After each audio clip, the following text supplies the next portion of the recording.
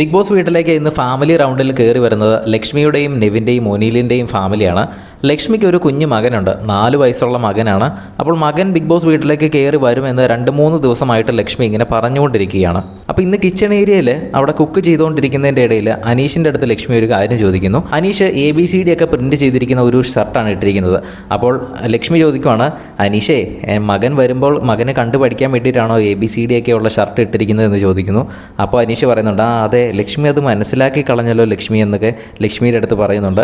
ലക്ഷ്മിയുടെ മകൻ വരുമെന്ന് ലക്ഷ്മിക്ക് ഉറപ്പാണ്, പക്ഷേ ലക്ഷ്മിയുടെ മകൻ കയറുന്നില്ല എന്നാണ് നമുക്ക് പ്രൊമോയിൽ നിന്ന് നമുക്ക് മനസ്സിലാക്കാൻ സാധിക്കുന്നത്.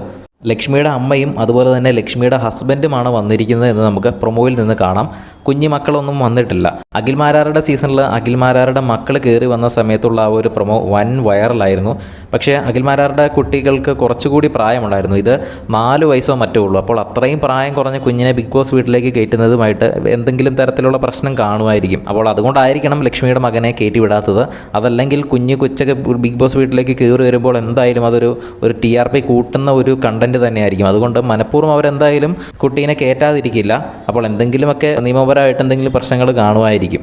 പ്രൊമോയിൽ നിന്ന് കയറിയില്ലെന്നാണ് മനസ്സിലാക്കാൻ സാധിക്കുന്നത്.